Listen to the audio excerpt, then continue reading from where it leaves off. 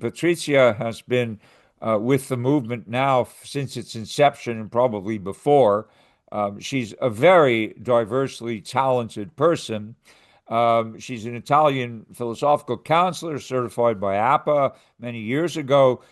She lives near Verona and has been doing all kinds of philosophical practices. She also joined PRAGMA, which is an Italian association based in Rome. If any of you know Giancarlo Marinelli, he's a great practitioner and friend. She has a doctorate of philosophy from the University of Milan, which is her hometown. And she has interests in phenomenology, aesthetics, ethics, and philosophy of history. She's written and published in Italian with works on Hegel, Husserl, Lyotard, Dumont, and postmodernism. More recent articles in English explore her experience as a philosophical practitioner, including real world cases and the connection between humor and philosophy, which is, of course, something Lydia has done very seriously these days. So I could go on and on. She enjoys traveling and hiking and also is a sommelier. She's thinking of writing in the near future about the philosophical role of wine in Western culture.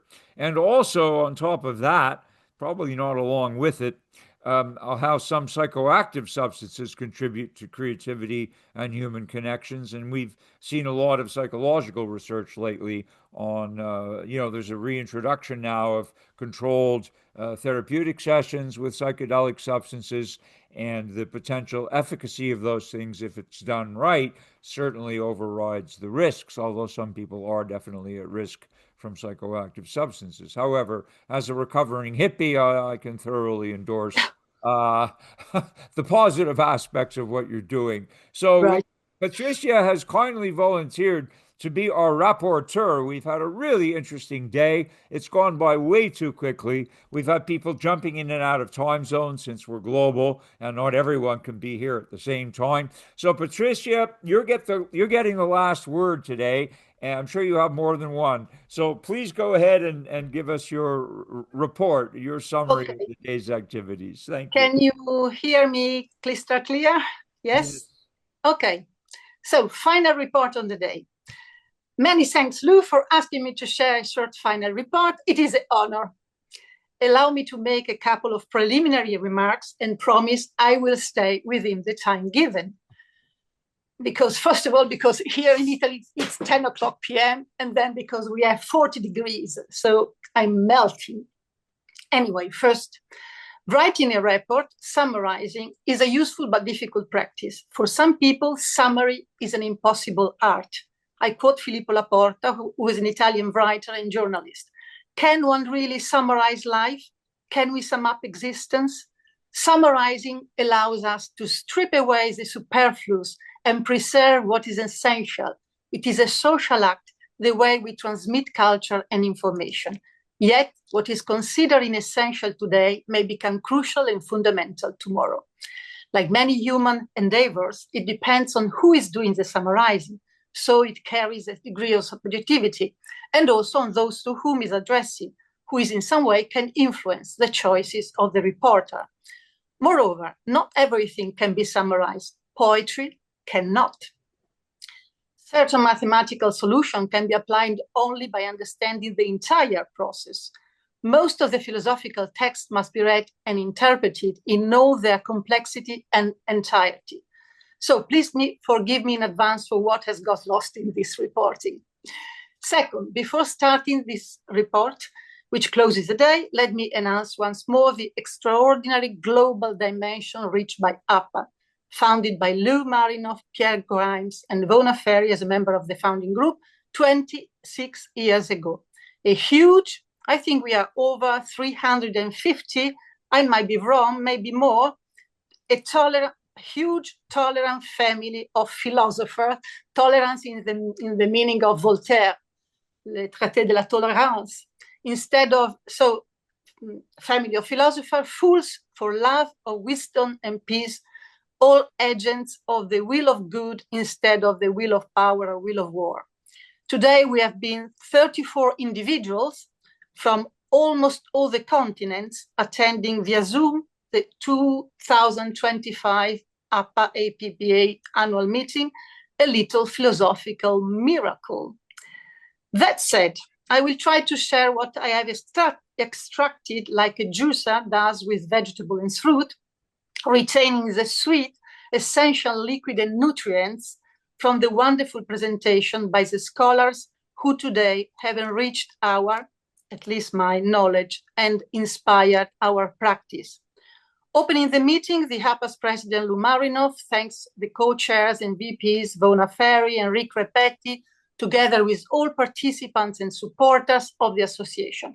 He also named and thanks Luca Janes and his team for organizing the 18th International Conference of Philosophical Counseling, which took place in Zagreb from the 12th to the 15th of June, where almost about 150 international philosophers were present. He reminded us that the next ICPC will be in Helsinki, Finland in 2027, with many congrats to the colleague Pierre, who was here today with us.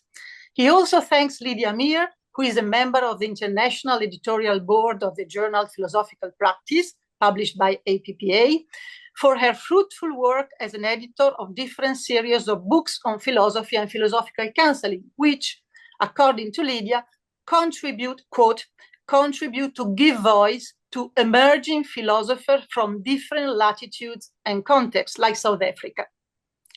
Some APPA initiatives, among the numerous, such as APPA Agora, APPA Book Club, a next issue of the APPA journal due to come out in July. So far, I think 60 issues in 20 years already published were mentioned, with some potential new coming thematic courses on Socratic dialogue and the role of facilitator, Kevin Cales probably, and on philosophical practice with older and aging people, probably Verona Ferri.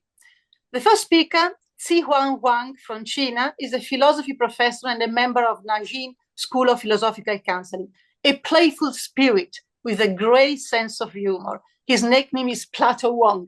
He presented from remote through a video, Live a Happy Life According to Aristotelian Thought. He proposed a revised model of the Aristotelian goodness. Motion is a process of change from potential to actual states with an unchanging underlying carrier. This change involves overcoming privation and forms continuously evolve. Human beings, unlike mere matter, are active agents of transformation, of evolution. I quote Plato, human being is a seeker, guided by rationality and wisdom, both theoretical and practical. Through endless motion and improvement, human form becomes better and better, leading to happiness, which is the natural and highest good, defining what it means to realize goodness. Among the many following comments, Shanti mentioned the poetic, beautiful form of Zihuan's presentation and made a parallel with her experience and work on Aristotle. Karen Kuss and Lou Marinoff underlined the value of poetry in human life in general, an experience which generally flows without looking for fame, audience, and recognition. I think Lou's mother was a poet. So Verona Ferri reminding that today Korean philosophical counselors already utilize poetry in their practice, with some promising texts coming out. The second speaker was Hamada Rais, a colleague who comes from the center of Arabian Gulf, a certified philosophical counselor and a senior lecturer from Bahrain Institute of Banking and Finance. He presented Living on the God's Good Side, Eudaimonia as a reintegration of the daimonic. The scholar reinterpreted the concept of eudaimonia, humans flourishing, from Aristotle Nicomachean Ethics, as reintegrating the daimonic, the impulsive, creative, disruptive forces within us, drawing on sources from Socratic and Platonic philosophy and exploring the concepts of pathologos and midwifery by Pierre Grimes. To contemporary existential psychology and psychoanalysis, Otto Rank, Wilhelm Reich, Hamad argued that these primal energies, often repressed by social norms, are indeed vital for growth. Rather than views the good as sterile calm, like Stoic or Epicurean ideals, according to the scholar, he suggested that philosophical practice should help people harness and channel their deep desires and emotion. I quote, The daimonic is beyond good and evil. It should be seen not as an enemy, but as an essential partner in rational self-leadership, making our psyche a sort of balanced community, a very unusual idea of internal police, of both primordial instinct and reason. Many comments of appreciation followed, with topics ranging from the significance of the interpretation of dreams in Pierre, Freud, and Yalov, an experience where the human evil is not denied but recognized and sublimated. I did it myself. The difference with Buddhism, where human beings evolve eliminating desires, Rick Repetti raised the question, until the eventual presence of a second nature in Plato's Republic, with reason versus human appetites and desire, Kevin Cales. Lou Marinoff asked Hamad if that is a philosophical context where he's developing his personal professional way of practicing, and he answered affirmatively. The third speaker was Mustafa Sevik from Turkey. He's a chair of the Department of Philosophy at Ankara Social Science University, published author, and the founder of the Philosophical Counseling Association in Turkey. The title of this presentation was Meaning-Orienting Healing, the Place of Philosophical Counseling in Therapy through the Lens of Meaning-Centered Approaches. The scholar considered modern biomedical models of psychiatric therapy as one reducing mental health to biochemical problems, neglecting people's continuous search for meaning. In contrast, different approaches like humanistic, existential, narrative, compassion-based philosophical therapies consider individuals as meaning makers of their own life stories. I would like to underline that in this third presentation, the concepts of human being as an active agent of transformation return. We have seen also in the presentation by Ziwan. Mustafa Sevik examined philosophical counseling as a form of meaning-centered healing that uses Socratic dialogue and ethical reflection to address existential issues, such as identity crisis and purposelessness. It argued that philosophical counseling offers a valuable alternative by helping people transform their values, worldview, and life narrative, acting as a guide to meaning which can be integrated, according to his view, within psychotherapy, which is one kind of controversial issue. Rick Repetti and Lou Marinoff encouraged the speaker to publish this inspiring presentation. Lou Marinoff underlined the global dimension of the meaning search problems nowadays and asked Mustafa if he also saw with their clients more a search of meaning than a search of happiness, as a search for happiness. Mustafa Sevik answered that many daily life trivial problems are in their depth meaning problems.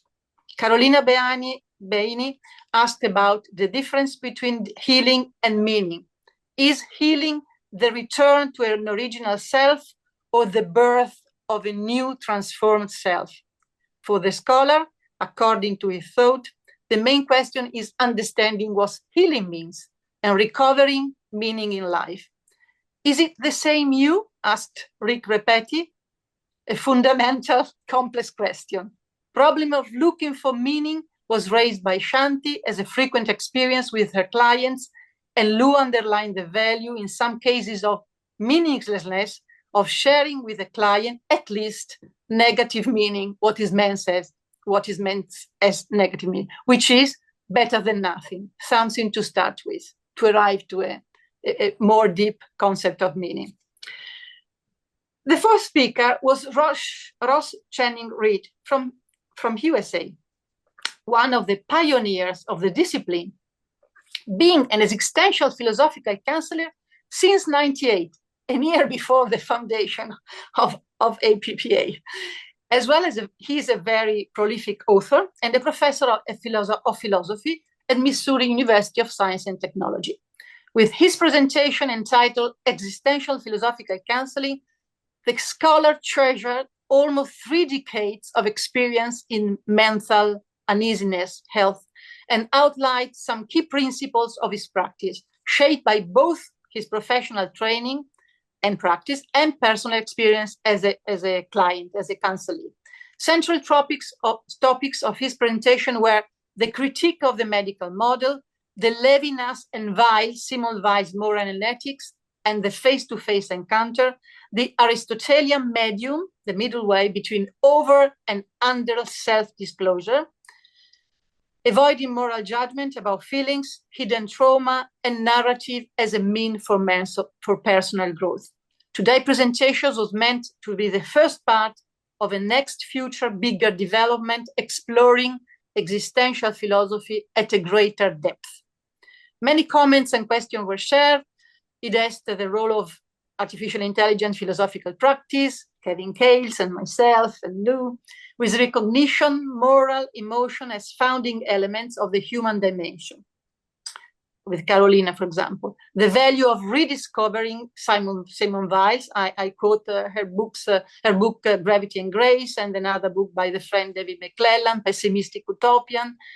The core role of this existential presence of the other, Carolina Beaini, a positive role of technology, watching the problem from another side of view, was raised by Lou Marinoff with the need, a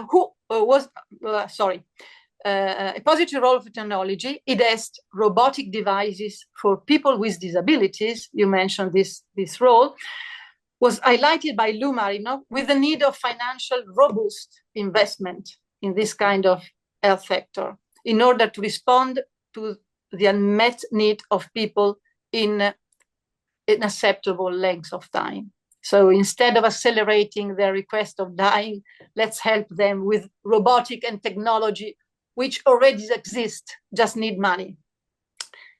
The fifth speaker, Chet Sandhi from USA as well, a licensed clinical psychologist in Redding, California, specialized in treating combat veterans and first responders affected by post-traumatic stress disorders. According to the author, Plato's work, commonly called the Republic, was originally titled Politeia, which means, for the author, more constitution or governments, not just republic as a type of state.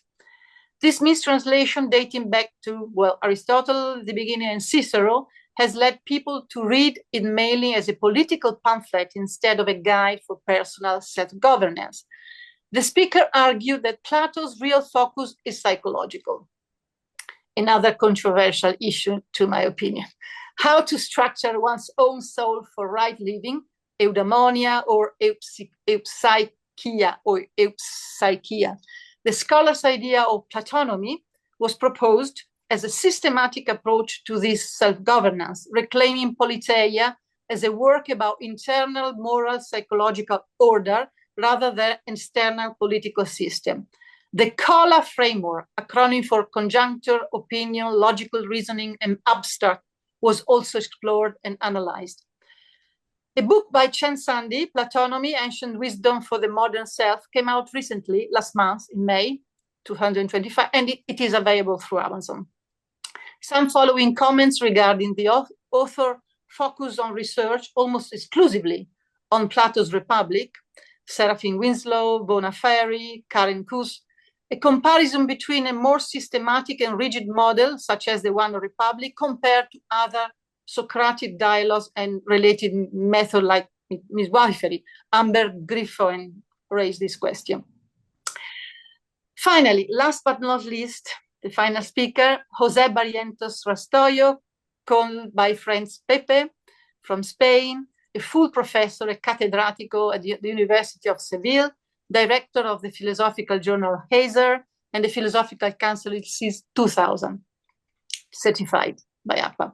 Super active, he has created and led many international projects, including Boecho, that so far has worked with more than 2,000 people at risk of social exclusion, mainly in Latin America, CRI9, philosophical practice for volunteers in NGO, and Seneca, philosophical practice for elderly people.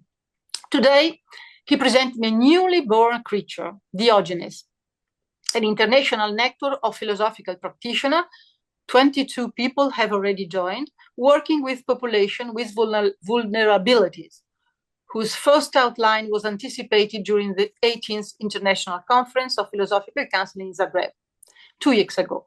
Among the objectives, the creation of online tools, publication, newsletter, conferences, academic lectures, projects involving PhD students, exchange program, and so on.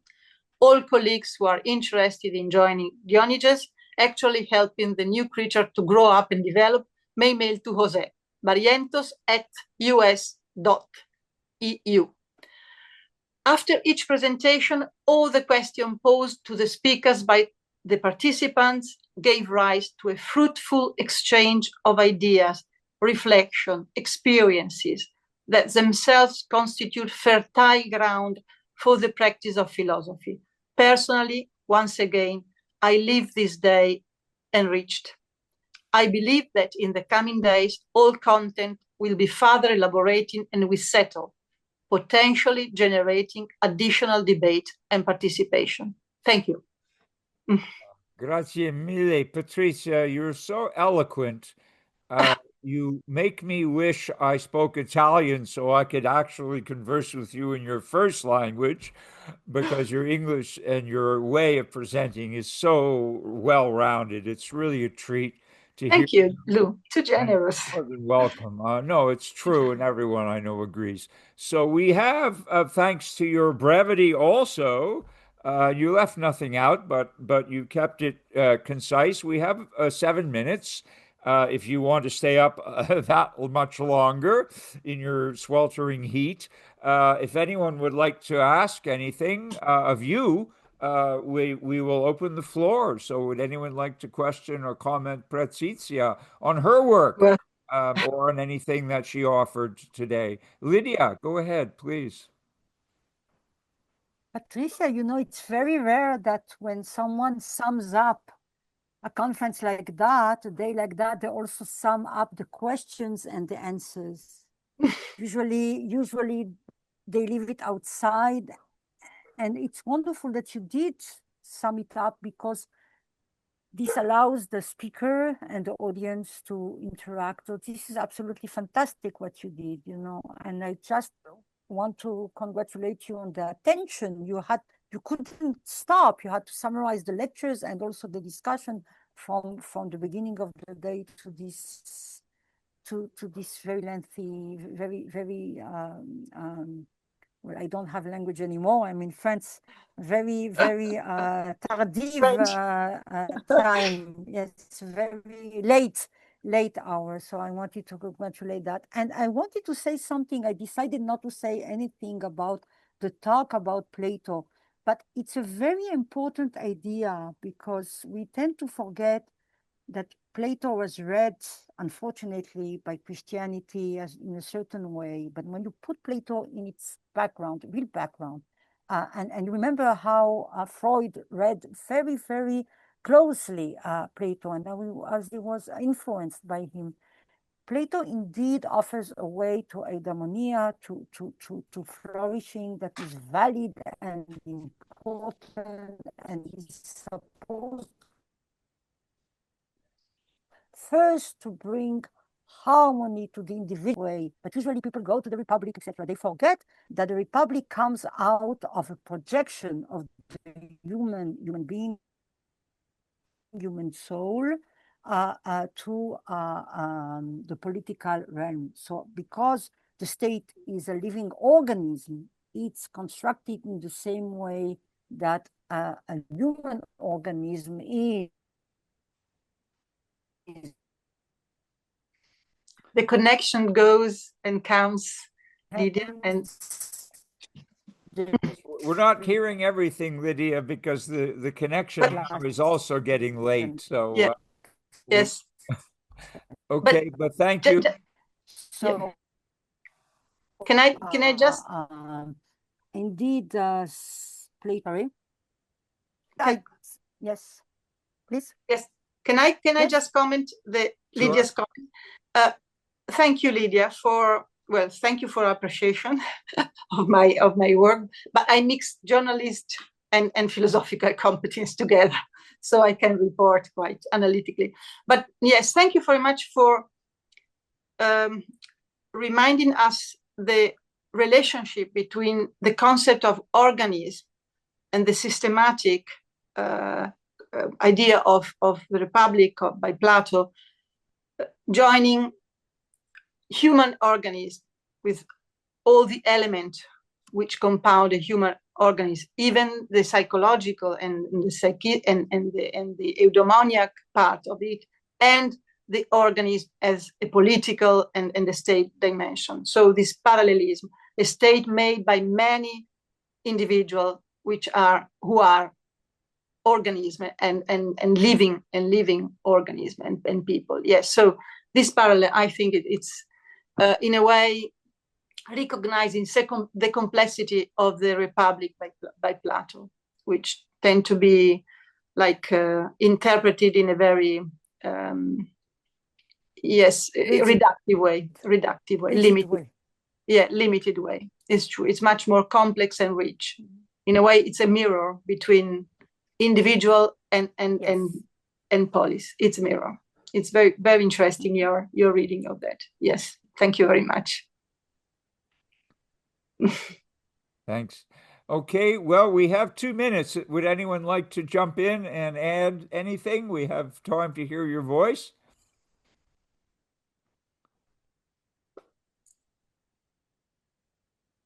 Everyone quiet. Okay, that's unusual for a group of philosophers, but it's okay. We've taken in a lot today, and we'll need time to unpack and digest this. So all of the video presentations today will be post-produced and uploaded to APPA's YouTube channel in due course, not tomorrow, but in due course. They will appear, and everyone will be notified when that happens. You'll be able to review any and all of them at your leisure.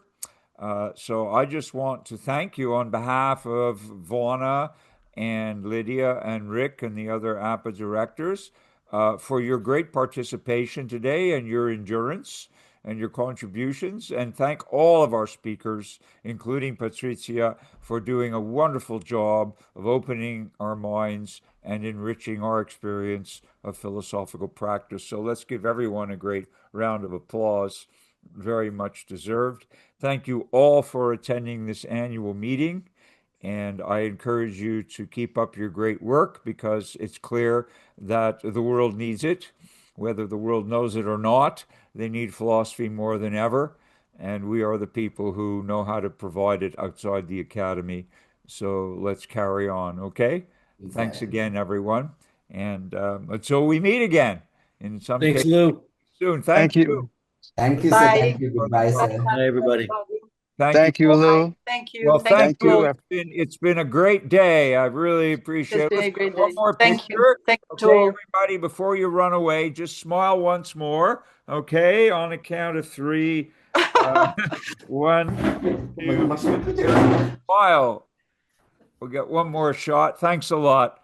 Okay. Just 1 second, sir. Please. Take care, everyone. Till we meet again. Be safe and well. Bye-bye. Ciao. Ciao. Bye-bye. Bye-bye. Good night. Good day. Bye-bye all. Thanks again. Ciao. Ciao. Goodbye. Bye-bye. Bye-bye. Good Bye-bye, night. everybody. Bye-bye.